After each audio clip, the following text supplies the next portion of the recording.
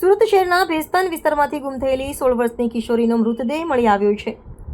મૃતદેહ પાંદેસરા વિસ્તારમાં આવેલી એક ખાનગી બાંધકામ સાઇટ પરથી મળ્યો હોવાનું પોલીસે જણાવ્યું છે।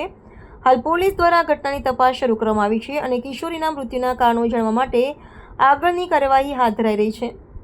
16 વર્ષની કિશોરી અસ્વિતા ડામોરનો મૃતદેહ પાંદેસરા વિસ્તારમાં મળ્યો છે। અસ્વિતા ધોરણ 10માં અભ્યાસ કરતી હતી। માહિતી મુજબ ગત રોજ સાંજે અસ્વિતા પોતાની સખીના ઘરે જવા નીકળી હતી, પરંતુ રાત્રે ઘરે પરત ન આવતા પરિવારજનોએ મોબાઈલ ફોન પર સંપર્ક કરવાનો પ્રયાસ કર્યો। મોબાઈલ ફોન ન ઉપાડતા પરિવારજનોએ શોધખોળ શરૂ કરી, પરંતુ કિશોરી ન મળતા તાત્કાલિક ભેસ્તાન પોલીસ સ્ટેશનમાં ગુમ થવાની ફરિયાદ નોંધાવી હતી। પોલીસે તાત્કાલિક તપાસ હાથ ધરી અને કિશોરી પાંદેસરા વિસ્તારમાં હોવાનું માલુમ પડ્યું હતું।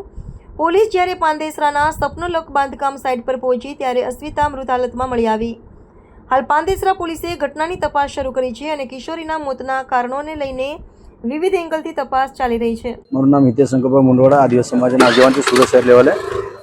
અને ગઈકાલે આજે રાતના 1:30 થી 2 વાગ્યાની વચ્ચે અમારી પર ફોન આવ્યો હતો કે હિનેશભાઈની જે છોકરી છે એનું ડેથ થઈ ગયું છે, જેથી કરીને અમે સિવિલ હોસ્પિટલ અહીંયા આવ્યા હતા અને એમના પરિવાર તરફ અમને ભાળ મળી હતી કે દીકરી 8 વાગે ટ્યુશનથી આવ્યા પછી એમના ફ્રેન્ડના ઘરે જાઉં છે એમ કરીને ઘરેથી નીકળી ગઈ હતી અને એના પછી એ રાતના 10-11 વાગ્યા સુધી ઘરે ના આવતા એમના પરિવાર ભેસ્તાન પોલીસ સ્ટેશન ગયા હતા, જ્યાં મિસિંગ ફરિયાદ દાખલ કરાવી હતી। મિસિંગના આધારે ત્યાં ભેસ્તાન પોલીસની PCR જે દીકરીનો મોબાઈલ હતો એ મોબાઈલ ટ્રેકના આધારે આજુબાજુના અલગ અલગ વિસ્તારોમાં ફર્યા હતા અને જે પાંડેસરાના તિરુપતિ સર્કલ છે એની આગળ જે ઓમકાર રેસિડેન્સી જો 15 માળનું ટાવર બની રહ્યું છે એ વિસ્તારમાં આ પોલીસ સાથે ફરતા જ હતા, ત્યારે જ્યાં ભેસ્તાનના જે જમાદાર છે એમની પર પાંડેસરા પોલીસ સ્ટેશનના ફોન આવ્યો કે અહીં જે એક દીકરીની લાશ મળી છે તો એ આપના મિસિંગ ફરિયાદ છે એ બાબતની કે તમે આવીને તપાસ કરો, જેથી કરીને પરિવારના પપ્પા અને પોલીસ ત્યાં સ્થળ પર જતા સ્થળ પર તપાસ કરતા એમની જ દીકરી એવું એમને એક્સેપ્ટ કર્યું હતું અને એમને ફોન પણ આવ્યો હતો। એમને કીધું કે દીકરી જે રિક્ષામાં બેઠી છે એમના ઘરે આવવા માટે, ત્યારે રિક્ષાવાળા ભાઈઓ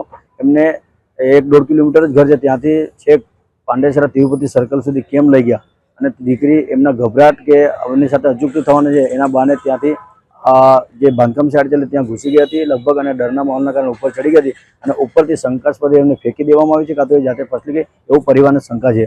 મતલબ કે આ પરિવારને પૂરેપૂરો ન્યાય મળે એ બાબતે અમે અહીંયા સિવિલ હોસ્પિટલ પર આવ્યા છીએ।